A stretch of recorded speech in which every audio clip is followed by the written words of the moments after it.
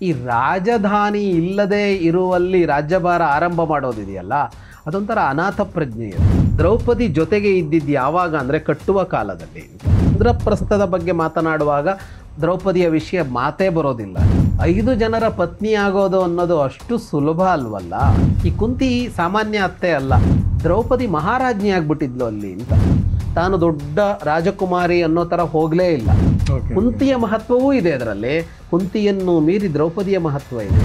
ಕೈ ಹಿಡಿದ ಮೇಲೆ ಅವಳ ಸಂಸಾರ ಆರಂಭ ಆಗೋದು ಇಂದ್ರಪ್ರಸ್ಥದಲ್ಲಿ.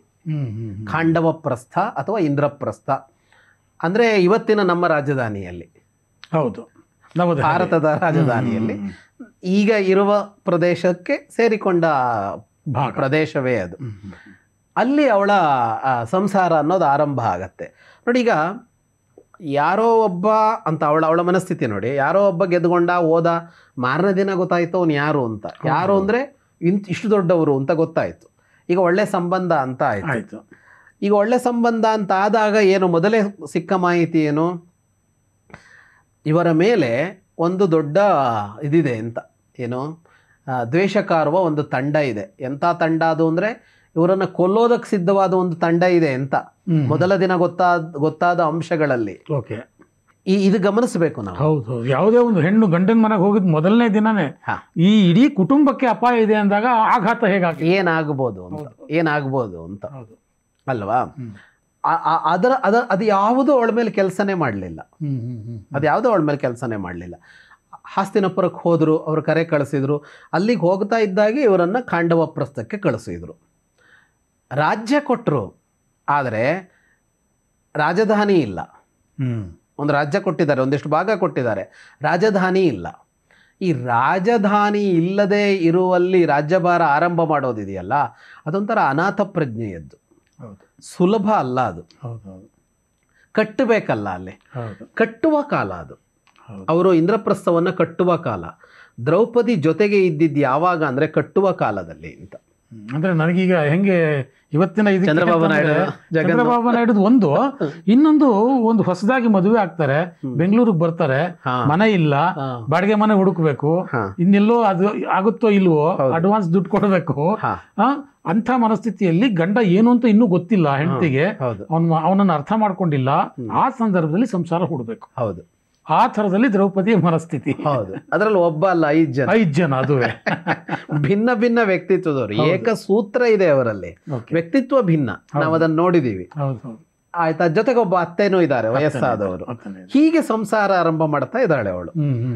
ಅವರಿಗೆ ಈಗ ಸಂಸಾರ ಆರಂಭ ಮಾಡುವಾಗ ಎಲ್ಲ ವ್ಯವಸ್ಥಿತವಾಗಿದ್ದಲ್ಲಿ, ತಂದೆ ದುಡಿದಿರ್ತಾನೆ, ಇವನಿಗೂ ಒಂದು ಉದ್ಯೋಗ ಇದೆ, ಚೆನ್ನಾಗೆಲ್ಲ ಇದೆ, ಮನೆ ಎಲ್ಲ ಇದೆ, ಮನೇಲಿ ಸ್ಟವ್ ಇದೆ, ಸ್ಟೂಲು ಇದೆ, ಎಲ್ಲ ಇದೆ. ಅಲ್ಲಿ ಸಂಸಾರ ಹೂಡೋದು, ಹನಿಮೂನಿಗೆಲ್ಲ ಹೋಗ್ಬಂದು ಅನ್ನೋದು ಬೇರೆ.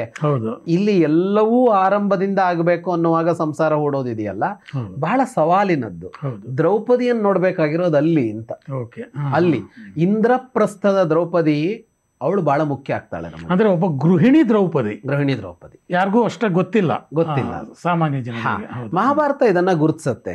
ಎಲ್ಲಿ ಗುರುತಿಸುತ್ತೆ ಅಂದ್ರೆ ಇಂದ್ರಪ್ರಸ್ಥದ ಬಗ್ಗೆ ಮಾತನಾಡುವಾಗ ದ್ರೌಪದಿಯ ವಿಷಯ ಮಾತೇ ಬರೋದಿಲ್ಲ ಅಲ್ಲಿ. ಅವಳ ವಿಷಯವೇ ಇಲ್ಲ. ಈ ವ್ಯಾಸರ ಹಾಗೆ ಯಾವ್ದಾವುದನ್ನು ಎಲ್ಲೆಲ್ಲೋ ಹೇಳ್ತಾರೆ. ನಾವು ಅದನ್ನ ಈ ಕಡೆ ತಂದ್ಕೊಳ್ಳದೆ ಇದ್ರೆ ನಮ್ಗೆ ಅರ್ಥ ಆಗಲ್ಲ. ಅದು ಮಹಾಭಾರತ ಎಲ್ಲರಿಗೂ ಕಷ್ಟ ಕೊಟ್ಟಿರೋದು ಅದಕ್ಕೆ. ಮಹಾಭಾರತನ ಅರ್ಥ ಮಾಡ್ಕೊಳ್ಳೋದಕ್ಕೆ ಹೋಗಿ ಹಲವರು ವಿಫಲರಾಗಿದ್ದು ಇದೇ ಕಾರಣಕ್ಕೆ, ಅದು ಅಪಾರ್ಥ ಆಗಿದ್ದು ಅದೇ ಕಾರಣಕ್ಕೆ. ವನವಾಸದ ಹೊತ್ತಲ್ಲಿ ಒಂದು ಘಟನೆ ನಡೆಯುತ್ತೆ. ಇವರು ದ್ಯೂತ ಆಡಿ ಕಾಡಿಗೆ ಹೋಗಿದ್ರು. ಆಗ ಕೃಷ್ಣ ಬಂದಿರಲಿಲ್ಲ, ಕೃಷ್ಣನಿಗೆ ಗೊತ್ತಿರಲಿಲ್ಲ. ದ್ಯೂತ ಆಡುವಾಗ ಅವನು ಬೇರೆ ಯುದ್ಧದಲ್ಲಿದ್ದ. ಕೃಷ್ಣ ಅವರೆಲ್ಲ ಬರ್ತಾರೆ ನೋಡೋದಕ್ಕೆ ಅಂತ. ಆಗ ಸತ್ಯಭಾಮೆ ಬಂದಿರ್ತಾಳೆ ಕೃಷ್ಣನ ಜೊತೆಗೆ. ಈ ಸತ್ಯಭಾಮೆ ಏಕಾಂತದಲ್ಲಿ ದ್ರೌಪದಿಯನ್ನ ಕೇಳ್ತಾಳೆ, ಒಂದು ಪ್ರಶ್ನೆ ಕೇಳ್ತಾಳೆ. ಏನು ಪ್ರಶ್ನೆ ಅಂದರೆ, ಅಲ್ಲ, ಒಬ್ಬ ಪತಿಯನ್ನ ನೋಡ್ಕೊಳ್ಳೋದೇ ನಮಗೆ ಕಷ್ಟ ಆಗತ್ತೆ, ನೀನು 5 ಜನರನ್ನ ಹೆಂಗೆ ನೋಡ್ಕೊಳ್ತಿ ಅಂತ ಒಂದು ಪ್ರಶ್ನೆ ಕೇಳ್ತಾಳೆ ಸತ್ಯಭಾಮೆ. 5 ಜನರ ಪತ್ನಿ ಆಗೋದು ಅನ್ನೋದು ಅಷ್ಟು ಸುಲಭ ಅಲ್ವಲ್ಲ. ಈಗ ಒಬ್ಬ ವ್ಯಕ್ತಿಗೆ ಸಂಗಾತಿ ಆಗೋದು, ಅದು ಪತ್ನಿ ಇರಲಿ ಪತಿ ಇರಲಿ, ಸಂಗಾತಿ ಆಗೋದು ಅನ್ನೋದು ದೊಡ್ಡ ಸವಾಲಿನ ಕೆಲಸ. ಕರೆಕ್ಟ್, ಅಷ್ಟು ಸುಲಭ ಅಲ್ಲ. ಅಲ್ಲಿ ನಿರ್ವಹಿಸೋದು ಅನ್ನೋದು ಇಬ್ಬರಿಗೂ ಇದ್ದೇ ಇರುತ್ತೆ. ಈ ನಿರ್ವಹಣೆಯಲ್ಲೇ ನಾವು ಸೋಲ್ತೇವೆ. ಹೌದು, ಎಂಥ ಪ್ರಬುದ್ಧರೂ ಸೋಲ್ತಾರೆ, ಎಂಥ ಮೇಧಾವಿಗಳೂ ಸೋಲ್ತಾರೆ. ಅಲ್ವಾ? ಸಂಗಾತಿಗಳನ್ನ ಅಥವಾ ಜೊತೆಗೆ ಬರುವ ವ್ಯಕ್ತಿಗಳನ್ನ, ಅದು ಮಕ್ಕಳಿರ್ಬೋದು, ಅದು ತಂದೆ ತಾಯಿ ಇರ್ಬೋದು, ಅವರನ್ನು ನಿರ್ವಹಿಸುವ ವಿಷಯದಲ್ಲಿ ಹೆಚ್ಚು ಜನ ಸೋಲ್ತಾರೆ. ಅವರು ಸೋತಿದ್ದು ಕೆಲವರದ್ದು ಹೊರಗೆ ಬರುತ್ತೆ, ಕೆಲವರದ್ದು ಹೊರಗೆ ಬರೋಲ್ಲ. ಹೌದು. ಹಾಗಾಗಿ ಎಲ್ಲ ಸಂಸಾರಗಳಲ್ಲೂ ಒಂದು ಅವರ ನಡುವೆ ಒಂದು ಅತ್ಯುತ್ತಮವಾದ ಸಾಹಚರ್ಯ ಇರುತ್ತೆ ಅಂತ ಹೇಳೋಕ್ಕಾಗಲ್ಲ ಸಂಬಂಧಗಳಲ್ಲಿ. ಯಾಕೆಂದ್ರೆ ಇನ್ನೊಂದು ವ್ಯಕ್ತಿಯನ್ನ ಅರ್ಥ ಮಾಡಿಕೊಂಡು, ಕನ್ನಡದಲ್ಲಿ ಹೇಳ್ಬೇಕು ಅಂದ್ರೆ ಸಂಭಾಳಿಸೋದು ಅಂತ ಒಂದು ಶಬ್ದ ಇದೆಯಲ್ಲ, ಅದು ಗಂಡ ಹೆಂಡತಿಯನ್ನು ಸಂಭಾಳಿಸೋದು, ಹೆಂಡತಿ ಗಂಡನನ್ನು ಸಂಭಾಳಿಸೋದು, ತಂದೆ ತಾಯಿ ಮಕ್ಕಳನ್ನು ಸಂಭಾಳಿಸೋದು, ಮಕ್ಕಳು ತಂದೆ ತಾಯಿ ಸಂಭಾಳಿಸೋದು, ಎಲ್ಲ ಕಷ್ಟವೇ. ಆಫೀಸ್ ಸಂಭಾಳಿಸೋದು ಆಮೇಲೆ. ಹೌದು ಹೌದು. ಇನ್ನೂ ಸರಳವಾಗಿ ಹೇಳ್ಬೇಕು ಅಂದ್ರೆ ಮೇಂಟೈನ್ ಮಾಡೋದು. ಅದೇ ಮ್ಯಾನೇಜ್ ಮಾಡೋದು, ಮೇಂಟೈನ್ ಮಾಡೋದು ಎರಡೂ ಕಷ್ಟ ಇದೆ. ಅಂಥದ್ರಲ್ಲಿ 5 ಜನ ಜೊತೆಗೆ ಕುಂತಿನೂ ಇದ್ದಾಳಲ್ಲ. ಈ ಕುಂತಿ ಸಾಮಾನ್ಯ ಅತ್ತೆ ಅಲ್ಲ, ಗಮನಿಸಬೇಕು. ಇಂಥ ಹೊತ್ತಿನಲ್ಲಿ ಕುಂತಿ ಅಂದರೆ ಸಮಸ್ಯೆ ಆಗಿ ಬಿಡಬಹುದು. ಈಗ ಭಾನುಮತಿ ಗಾಂಧಾರಿ ಸಮಸ್ಯೆ ಆಗೋದಿಲ್ಲ ದುರ್ಯೋಧನನ ಹೆಂಡತಿಗೆ. ಯಾಕೆ ಅಂದರೆ ಸಂಪತ್ ಸಮೃದ್ಧವಾದ ಇದೆ, ಅವ್ರಿಗೆ ಅವರವರಿದ್ದು ಬೇಕಾದ್ದಿದೆ. ಯಾವ ನಿರ್ಣಯಕ್ಕೂ ಅವರೆಲ್ಲ ಕುತ್ಕೋಬೇಕಾಗಿಲ್ಲ. ಮನೆಯ ನಿರ್ಣಯಗಳಿಗೆ ಯಾರು ಕುತ್ಕೋಬೇಕಾ? ಅವಳ ಅಂತಃಪುರ ಭಾನುಮತಿದಲ್ಲಿದೆ, ಇವಳ ಅಂತಃಪುರ ಗಾಂಧಾರಿದೆಲ್ಲೋ ಇದೆ, ಇವಳಿಗೆ 100 ಜನ ಸೇವಕರು, ಅವಳಿಗೆ 100 ಜನ ಸೇವಕರು, ಖರ್ಚಿಗೆ ಸಮಸ್ಯೆ ಇಲ್ಲ, ಎಂಥದ್ದೂ ಇಲ್ಲ. ಅವರು ಭೇಟಿನೂ ವಾರಕ್ಕೊಂದ್ಸಲನೇನೋ ಇರ್ಬೋದು. ಓಕೆ. ಅಲ್ಲಿ ಈ ಭಾನುಮತಿ ಗಾಂಧಾರಿ ಅರ್ಥ ಮಾಡ್ಕೋಬೇಕಾಗಿಲ್ಲ, ಗಾಂಧಾರಿ ಭಾನುಮತಿನೂ ಅರ್ಥ ಮಾಡ್ಕೋಬೇಕಾಗಿಲ್ಲ. ಇಲ್ಲ, ಹಂಗಲ್ಲ. ಇವರು ಕಟ್ಟುವ ಹೊತ್ತಿನಲ್ಲಿ ಕುಂತಿ ಪ್ರಧಾನವಾಗ್ತಾಳೆ. ಮತ್ತು ಕುಂತಿ ಒಬ್ಬ ಪಾಪದ ಅತ್ತೆಯೂ ಅಲ್ಲ, ಅಂದರೆ ಸ್ಟ್ರಾಂಗ್ ಅಂತ ನಾನು ಹೇಳ್ತಾ ಇರೋದು, ಕೆಟ್ಟವಳು ಅಂತ ಅಲ್ಲ. ಸ್ಟ್ರಾಂಗ್ ಅಂದರೆ ಏನು ಅಂದರೆ ಅವಳದ್ದೇ ಆದ ಒಪಿನಿಯನ್ ಇದೆ, ಅವಳದ್ದೇ ಆದ ನಿರ್ದಿಷ್ಟವಾದ ಇದಿದೆ. ಮತ್ತು ಈ ಸಿಂಗಲ್ ಪೇರೆಂಟ್ ಅಲ್ವಾ ಅವಳು, ಮಕ್ಕಳನ್ನು ಇಷ್ಟು ಕಾಲ ಸಾಕಿದವಳು ಅವಳು. ಹೌದು.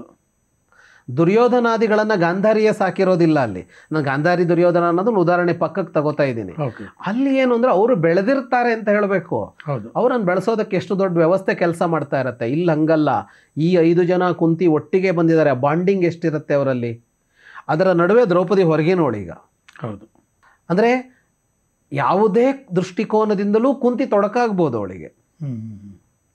ತನ್ನದೇ ಆದ ನಿರ್ದಿಷ್ಟವಾದ ಕ್ರಮಗಳು, ಅಭಿಪ್ರಾಯಗಳು ಇರುವ ಅತ್ಯಂತ ಸಮರ್ಥಳಾದ ಒಬ್ಬ ಅತ್ತೆ ಇದ್ದುಕೊಂಡಾಗ ಅವಳ ಇದು ಜಾಸ್ತಿ ಆಯಿತು, ಸವಾಲು ಜಾಸ್ತಿ ಆಯಿತು.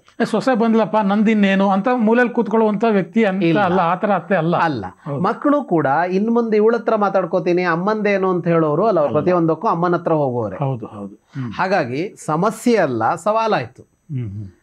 ಅವಳದನ್ನು ನಿರ್ವಹಿಸಿದೆ ಅಂತ ಸತ್ಯಭಾಮೆಗೆ ಹೇಳ್ತಾಳೆ ದ್ರೌಪದಿ.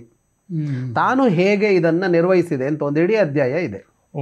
ತಾನು ಅದನ್ನು ಹೇಗೆ ತಗೊಂಡು ಹೋದೆ ಅಂತ, ಹೇಗೆ ತಗೊಂಡು ಹೋದೆ ಅಂತಂದಾಗ ಅವಳು ಹೇಳ್ತಾ ಹೋಗುವಾಗ ಆ ಅಧ್ಯಾಯ ಮುಗಿಯುವಾಗ ಗೊತ್ತಾಗತ್ತೆ ದ್ರೌಪದಿ ಮಹಾರಾಜ್ಞಿ ಆಗ್ಬಿಟ್ಟಿದ್ಲು ಅಲ್ಲಿ ಅಂತ. ದ್ರೌಪದಿಯೇ ಎಲ್ಲವನ್ನ ನಡೆಸ್ತಾ ಇದ್ಲು ಇಂದ್ರಪ್ರಸ್ಥದಲ್ಲಿ ಅಂತ. ಅವಳು ಕುಂತಿಯನ್ನು ಅತ್ಯುಚ್ಚ ಗೌರವದಿಂದ ನೋಡ್ಕೊಂಡಿದ್ದಾಳೆ, ಅತ್ಯುಚ್ಚ ಗೌರವದಿಂದ. ಅದನ್ನು ಅವಳು ಹೇಳ್ತಾಳೆ, ತಾನು ಅತ್ತೆಯನ್ನು ಬಹಳ ಗೌರವದಿಂದ ನೋಡಿಕೊಂಡೆ, ಬಹಳ ಪ್ರೀತಿಯಿಂದ ನೋಡಿಕೊಂಡೆ, ಗಂಡಂದ್ರನ್ನು ಅಷ್ಟೇ ಪ್ರೀತಿಯಿಂದ ನೋಡಿಕೊಂಡೆ ಅಂತ ತನ್ನ ಕಡೆಯದ್ದು ಹೇಳ್ತಾ ಇದ್ದಾಳೆ ಅವಳು. ಓಕೆ. ತನ್ನ ಕಡೆಯಿಂದ ಅಂದರೆ ಅವಳು ದ್ರೌಪದಿ ತಾನು ದೊಡ್ಡ ರಾಜಕುಮಾರಿ ಅನ್ನೋ ಥರ ಹೋಗಲೇ ಇಲ್ಲ. ತಾನು ಅಂತಃಪುರದಲ್ಲಿ ಕೂತ್ಕೊಂಡಿರೋ ಒಬ್ಬ ಸಾಧಾರಣವಾಗಿ ರಾಣಿಯರು ಅಂದ್ರೆ ಅಂತಃಪುರದಲ್ಲಿ ಇದ್ದುಕೊಂಡಿರ್ತಾರಲ್ಲ, ಹಂಗೂ ಇಲ್ಲ. ಅವಳು ಎಲ್ಲದರಲ್ಲೂ ಭಾಗವಹಿಸಿದ್ಲು, ಅವಳು ನಿತ್ಯಾಡಳಿತದಲ್ಲೂ ಭಾಗವಹಿಸಿದ್ಲು ಅಂತ ಅನ್ನಿಸುತ್ತೆ ಆ ಮಾತನ್ನು ನೋಡಿದಾಗ. ಓಕೆ. ಬರೀ ಅರಮನೆ ಅಲ್ಲ, ರಾಜ್ಯದ ಇದಕ್ಕೆ ಸಂಬಂಧಪಟ್ಟಂತೆಯೂ ದ್ರೌಪದಿಯ ಪ್ರವೇಶ ಇತ್ತು ಅನ್ನೋದು ಅನ್ನಿಸೋ ತರಹ ಇದೆ ಅವಳ ಮಾತುಕತೆಗಳು. ಹಾಗೆ ಅವಳು ನೋಡ್ಕೊಂಡಿದ್ದಾಳೆ. ಆತಿಥ್ಯ ಮಾಡ್ತಾ ಇದ್ದೆ ಅಂತ ಹೇಳ್ತಾಳೆ ಅವಳು. ಬಂದ ಗಣ್ಯರನ್ನೆಲ್ಲ ತಾನು ನೋಡ್ಕೋತಾ ಇದ್ದೆ ಅಂತ. ಅರಮನೆಗಳಲ್ಲಿ ಎಂತ ಆತಿಥ್ಯ, ಮನೆಗಳಲ್ಲಾದ್ರೂ ಗೃಹಿಣಿಯರು ಮಾಡಬೇಕು. ಅರಮನೆಯಲ್ಲಿ ಅದು ಗೆಸ್ಟ್ ಹೌಸ್ ಇರುತ್ತೆ, ಅಲ್ಲಿ ಯಾರೋ ಅಡಿಗೆ ಮಾಡೋರು ಇರ್ತಾರೆ, ಅಲ್ಲಿ ಯಾರೋ ಬಡಿಸೋರು ಇರ್ತಾರೆ, ಇವ್ರದ್ದೇನು ಪಾತ್ರ ಬರುತ್ತೆ ಅಲ್ಲಿ. ಈ ಎಲ್ಲ ಕೆಲಸಗಳನ್ನ ಮಾಡಿದ್ದೀನಿ ಅಂತ. ಅಂದ್ರೆ ಅವಳು ಪಕ್ಕಾ ಮ್ಯಾನೇಜ್ ಮಾಡಿದಾಳೆ ಎಲ್ಲರನ್ನು, ಅವರವರ ಸ್ವಭಾವಕ್ಕನುಗುಣವಾಗಿ ಅವರಿಗೇನು ಬೇಕು ಬೇಡ ಅನ್ನೋದನ್ನು ಮಾಡಿದಾಳೆ. ಆದರೆ ಮಾಡ್ತಾ ಏನಾಗಿದ್ದಾಳೆ ಅಂದರೆ ಅವಳು ಅವರೆಲ್ಲರೂ ಒಪ್ಪಿಕೊಂಡ ವ್ಯಕ್ತಿ ಆಗ್ಬಿಟ್ಟಿದ್ದಾರೆ. ಅಂದರೆ ಕೊನೆಗೆ ಇಂದ್ರಪ್ರಸ್ಥದಲ್ಲಿ ಕುಂತಿ ಇರಲಿ ಪಾಂಡವರಿರಲಿ ದ್ರೌಪದಿ ಕೇಳಿಯೇ ನಿರ್ಣಯ ಮಾಡೋದು ಅನ್ನೋ ಥರ ಆಗೋಗಿದೆ ಅನ್ನೋದು ಗೊತ್ತಾಗತ್ತೆ. ಹಾಗೆ ಅದಕ್ಕೆ ಹೇಳಿದ್ದ ಅವಳು ಸಾಮ್ರಾಜ್ಞಿ ಆಗ್ಬಿಟ್ಲು ಅಂತ, ಅವಳು ಸಾಮ್ರಾಜ್ಞಿ ಆಗ್ಬಿಟ್ಲು ಅಂತ. ವಿವಾಹದ ಮಂತ್ರಗಳಲ್ಲಿ, ವಿವಾಹಕ್ಕೆ ಬಳಕೆಯಾಗುವ ಮಂತ್ರದಲ್ಲಿ ಒಂದು ಮಂತ್ರ ಬರುತ್ತೆ, ಸಾಮ್ರಾಜ್ಞಿ ಶ್ವಶುರೇ ಭವ ಅಂತೆಲ್ಲ ಒಂದು ಮಂತ್ರ ಬರುತ್ತೆ. ನೀನು ನಿನ್ನ ಅತ್ತೆ ಮಾವಂದರಿಗೆ ಸಾಮ್ರಾಜ್ಞಿ ಆಗು, ನೀನು ನಿನ್ನ ಗಂಡನಿಗೆ ಸಾಮ್ರಾಜ್ಞಿ ಆಗು ಅನ್ನುವ ಮಂತ್ರ ಬರುತ್ತೆ. ಅವಳಿಗೆ ಹೇಳೋದು, ವಧುವಾಗಿ ಬರೋವಳಿಗೆ ನೀನು ಆಳ್ಬೇಕು ಇದನ್ನ ಅಂತಲೇ ಹೇಳೋದು ಅಂತ. ಹಾಗಾದ್ಲು ಅವಳು ಅಂತ. ಆದರೆ ಆಳುವಿಕೆ ಹೇಗೆ ಅಂದರೆ ಪ್ರೀತಿಯಿಂದ ಆಳಿದ್ದು, ಒಪ್ಪಿಕೊಂಡು ಆಳಿದ್ದು. ಅವರು ಒಪ್ಪಿಕೊಂಡು ಬಿಟ್ರು ದ್ರೌಪದಿಯನ್ನು. ಅವಳೇನು ಹೇಳ್ತಾಳೋ ಹಾಗೆ. ಯಾಕೆ ಅಂದರೆ ಅವಳೇನು ಹೇಳ್ತಾಳೆ ಅಂದರೆ ನನಗೇನು ಬೇಕು ಅದನ್ನೇ ಹೇಳ್ತಾಳೆ ಅಂತ. ನನಗೇನು ಬೇಕು, ಇವನಿಗೇನು ಬೇಕು, ಇವನಿಗೇನು ಬೇಕು ಅಂತ. ಅಂದರೆ ನನಗೇನು ಬೇಕು ಅನ್ನೋದು ನನಗಿಂತಲೂ ಅವರಿಗೆ ಹೆಚ್ಚು ಗೊತ್ತಾಗುತ್ತೆ ಅಂತ ಎಷ್ಟೋ ಸಲ ಹೇಳ್ತೀವಲ್ಲ ನಾವು. ಗಂಡನ ಬಗ್ಗೆಯೋ, ಹೆಂಡತಿಯ ಬಗ್ಗೆಯೋ, ತಂದೆ ತಾಯಿ ಬಗ್ಗೆಯೋ, ಮಕ್ಕಳ ಬಗ್ಗೆಯೋ ಒಂದು ಹೇಳ್ತೀವಲ್ಲ, ನನಗೇನು ಬೇಕು ಅನ್ನೋದು ನನಗಿಂತ ಮೊದಲು ಅವ್ರಿಗೆ ಗೊತ್ತಾಗತ್ತೆ ಅಂತ. ಹಂಗಾಗ್ಬಿಟ್ಲು ದ್ರೌಪದಿ ಅಂತ. ಅದು ನೋಡಬೇಕು. ಗೃಹಿಣಿ ದ್ರೌಪದಿ ಅಂತ ನೀವು ಹೇಳಿದ್ರಲ್ಲ, ಅದ್ಭುತವಾಗಿದೆ. ಅಲ್ಲಿ ಗೃಹಿಣಿ ದ್ರೌಪದಿ ಅನ್ನುವಾಗ ಮತ್ತೆ ಆಕ್ಷೇಪಿಸುವಂತಿಲ್ಲ. ನೀವು ಯಾವುದೋ ಒಂದು ಮನೆಯಲ್ಲಿ ಕುಳಿತುಕೊಂಡು ಕಸ ಮುಸರೆ ಮಾಡಿಕೊಂಡು ಪಾತ್ರೆ ಬೆಳಕೊಂಡು ಇರುವ ಗೃಹಿಣಿಯ ಕಲ್ಪನೆ ಕೊಡ್ತಾ ಇದ್ದೀರಿ ಅಂತ ಹೇಳೋ ಹಾಗಿಲ್ಲ. ಅಂತ ಗೃಹಿಣಿಯರನ್ನ 1000 ವರ್ಷದಲ್ಲಿ ನೋಡಿದೀವಿ ನಾವು. ಹಂಗಲ್ಲ ಇಲ್ಲಿ ಅಂತ. ಅವಳು ನಿರ್ಣಾಯಕಳು ಕೂಡ ಹೌದು. ಹಂಗಂತ ಆ ಕೆಲಸಗಳ ಜವಾಬ್ದಾರಿಯನ್ನು ಅವಳು ನಡೆಸ್ತಾ ಇದ್ದಿದ್ದು ಹೌದು ಮನೆಯಲ್ಲಿ. ಇದು ದ್ರೌಪದಿ, ಇಂದ್ರಪ್ರಸ್ಥದಲ್ಲಿ ಕಾಣಿಸಿಕೊಳ್ಳುವ ದ್ರೌಪದಿ ಅವಳು. ಅಂದ್ರೆ ಯಾವುದೇ ಒಬ್ಬ ಕುಟುಂಬದ ಹಿರಿಯರಿಗೆ ನಮಗ್ ಸಿಕ್ಕರೆ ಇಂಥ ಸೊಸೆ ಸಿಗಬೇಕಪ್ಪ ಅಂತ ಅನ್ಕೋತಾರಲ್ಲ, ಇವತ್ತಿನ ದಿನಗಳಲ್ಲಿ ಸಾಮಾನ್ಯ ಆ ಥರದ್ದು. ಎಲ್ಲಿ ಕಾಣಿಸುತ್ತೆ ಇದು ಅಂತ ಅಂದರೆ, ನಮಗೆ ಇದು ಮಹಾಭಾರತಲ್ಲೇ ಹಾಗೆ, ಅಲ್ಲಿ ಬರಲ್ಲ ಇನ್ನೆಲ್ಲೋ ಬರುತ್ತೆ ಅಂತ. ಕೃಷ್ಣ ಸಂಧಾನಕ್ಕೆ ಬಂದಿದ್ದಾನೆ. ಕೃಷ್ಣ ಸಂಧಾನಕ್ಕೆ ಬಂದಾಗ ಸಂಧಾನ ವಿಫಲ ಆಗಿದೆ, ನಮಗೆ ಗೊತ್ತದು ದುರ್ಯೋಧನನ ಕಾರಣದಿಂದ. ಕೃಷ್ಣ ಅದಕ್ಕಿಂತ ಮೊದಲೊಮ್ಮೆ ಕುಂತಿಯನ್ನು ಭೇಟಿ ಮಾಡಿದ್ದ ಹಿಂದಿನ ದಿನ. ಮಾರನೇ ದಿನ ಸಂಧಾನ ವಿಫಲ ಆದಮೇಲೂ ಬರ್ತಾನೆ ಕುಂತಿಯ ಬಳಿಗೆ. ಸಂಧಾನ ವಿಫಲ ಆಯಿತು ಅನ್ನೋದು ಅವಳಿಗೂ ಗೊತ್ತಾಗಿದೆ. ಆಗ ಅವಳು ಒಂದು ವೀರ ಸಂದೇಶ ಕಳಿಸ್ತಾಳೆ ಮಕ್ಕಳಿಗೆ, ಯುದ್ಧ ಮಾಡಿ ಅಂತ. ಯುದ್ಧಕ್ಕೆ ಮಕ್ಕಳು ಸಿದ್ಧರಿಲ್ಲ ಅನ್ನೋದು ಗೊತ್ತಿದೆ ಅವಳಿಗೆ. ಯುದ್ಧ ಮಾಡಿ ಅಂತ ಹೇಳುವಾಗ ಎಲ್ಲರಿಗೂ ಒಂದೊಂದು ಸಂದೇಶ ಕೊಡ್ತಾಳೆ. ಯುಧಿಷ್ಠಿರನಿಗೆ ಈ ಮಾತು ಹೇಳು, ಅರ್ಜುನನಿಗೆ ಹೇಳು, ಭೀಮನಿಗೆ ಹೇಳು ಅಂತ ಹೇಳಿ ಕೊನೆಗೆ ಮತ್ತೊಮ್ಮೆ ಹೇಳ್ತಾಳೆ ಕೃಷ್ಣನಿಗೆ, ಅರ್ಜುನನಿಗೆ ಈ ಮಾತು ಹೇಳು ಅಂತ 2ನೇ ಸಲ. ಮಾತೇನು ಅಂದರೆ ದ್ರೌಪದ್ಯಾ ಪದವೀಂಚರ, ಅಂದರೆ ದ್ರೌಪದಿಯ ನಡೆಯನ್ನು ಅನುಸರಿಸು ಅಂತ ಅರ್ಜುನನಿಗೆ ಹೇಳು ಅಂತ ಕುಂತಿ ಹೇಳ್ತಾಳೆ. ಜಗತ್ತಿನ ಯಾವ ತಾಯಿ ತನ್ನ ಮಗನಿಗೆ ಸೊಸೆ ಹೇಳ್ದಂಗೆ ಕೇಳು ಅಂತ ಹೇಳ್ತಾಳೆ? ಕುಂತಿ ಹೇಳ್ತಾಳೆ. ಕುಂತಿಯ ಮಹತ್ವವೂ ಇದೆ ಅದರಲ್ಲಿ. ಕುಂತಿಯನ್ನು ಮೀರಿ ದ್ರೌಪದಿಯ ಮಹತ್ವ ಇದೆ ಅಂದ್ರೆ, ದ್ರೌಪದಿಯ ಮಹತ್ವ ಇದೆ. ಈಗ ಬೇರೆ ಸೊಸೆಯಂದರು ಇದ್ದಾರೆ ಅವಳಿಗೆ. ಸುಭದ್ರೆ ಇದ್ದಾಳೆ, ಹಿಡಿಂಬೆ ಇದ್ದಾಳೆ, ಪ್ರತಿಯೊಬ್ಬರಿಗೂ ಬೇರೆ ಬೇರೆ ಪತ್ನಿಯರಿದ್ದಾರೆ. ಯಾರ ಹೆಸರು ಅಲ್ಲ, ಅವಳು ಹೇಳಿದ್ದು ದ್ರೌಪದ್ಯಾ ಪದವೀಂಚರ ಅಂತ.